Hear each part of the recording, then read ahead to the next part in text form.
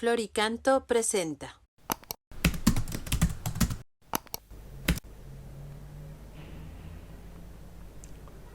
Número 120 del Compendio del Catecismo. ¿Cómo se manifiesta en la Última Cena la oblación de Jesús? En la Última Cena con los apóstoles, la víspera de su pasión, Jesús anticipa, es decir, significa y realiza anticipadamente la oblación libre de sí mismo. Esto es mi cuerpo que será entregado por vosotros, esta es mi sangre que será derramada. De este modo Jesús instituye al mismo tiempo la Eucaristía como memorial de su sacrificio y a sus apóstoles como sacerdotes de la nueva alianza. Es un episodio en el que quizás no hemos meditado suficientemente. ¿Por qué Jesucristo, antes de que tuviesen lugar los misterios de su muerte y resurrección, quiso con sus apóstoles tener esa última cena en la que misteriosamente él está como adelantando en ese signo del pan entregado y la sangre y el vino, imagen de la sangre derramada? Este pan es mi cuerpo que se entrega, este vino es la sangre que se derrama. ¿Por qué hizo ese signo? ¿Qué necesidad tenía él de hacer eso antes de que aconteciese, ¿no? Yo creo que sin duda estaba con ello subrayando el hecho de que él se entregaba libre y voluntariamente. Esa expresión del Evangelio de San Juan, a mí nadie me quita la vida, soy yo el que la entrego voluntariamente, pues queda especialmente demostrada por el hecho de que antes de que aconteciese, Jesús había realizado ese signo. Es mi cuerpo que será, este pan es mi cuerpo que será entregado, este vino es mi sangre que será derramada. Estaba como adelantando en el tiempo lo que allí iba a acontecer.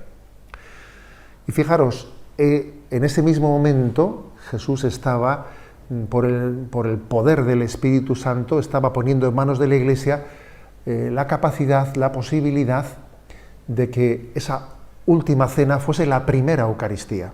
La última cena de Jesús es la primera Eucaristía. Y al igual que él había anticipado en el tiempo, en el jueves, lo que iba a acontecer del viernes al domingo, su muerte y resurrección, igual que él la había anticipado, pone en manos de la Iglesia, en manos de los apóstoles, la posibilidad de poderla también prolongar en el tiempo.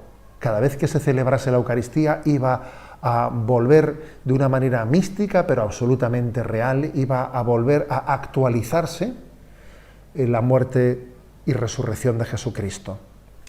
Es como hacernos coetáneos de aquel momento, como si nosotros fuésemos esos discípulos que habían estado al pie de la cruz y que habían sido también testigos del resucitado. Recuerdo que un profesor de teología, ¿no? Pues cuando estábamos en el seminario queriendo buscar una manera pedagógica para que entendiésemos este misterio, nos puso en la pizarra una pequeña imagen que se me quedó muy grabada, ¿no? No hay como una buena imagen, ¿no? Una imagen clara para que tengamos una pedagogía en la fe. Y entonces la imagen estaba pintado el Monte Calvario con la cruz en el Monte Calvario, y la ofrenda que Jesús hizo al Padre, esa ofrenda de la cruz pasaba a la eternidad. Jesús había ofrecido su vida al Padre, y entonces desde el Monte Calvario esa ofrenda pasó a la eternidad, representada por una nube en aquella imagen, ¿no? Y cada vez que nosotros celebramos la Eucaristía, vuelve de la eternidad y se encarna en el tiempo. Y entonces nosotros nos hacemos coetáneos, como digo, de aquel acontecimiento que tuvo lugar en el Calvario. Esto se llama hacer el memorial del sacrificio de Cristo. La palabra memorial, la verdad es que nos puede jugar una mala pasada, porque nosotros, la palabra hacer memoria no tiene pues esa profundidad. Hacer memoria es, traer el recuerdo.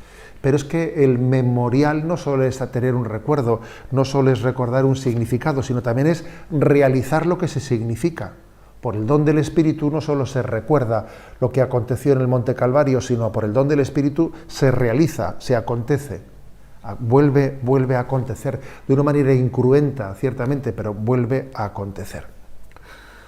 Y así, de esta manera, lo que nos subraya, ¿no?, pues este punto 120 es que es aquel lugar, lo que aconteció en la última cena, es un momento en el que Jesucristo está instituyendo, ¿no? Jesús instituyó los 7 sacramentos, pero desde luego ninguno como en el sacramento de la Eucaristía. En el Evangelio se visualiza la institución de una manera más gráfica. Instituyó la Eucaristía. Haced esto en memoria mía. ¿Y quién tiene que hacerlo? Vosotros, los apóstoles.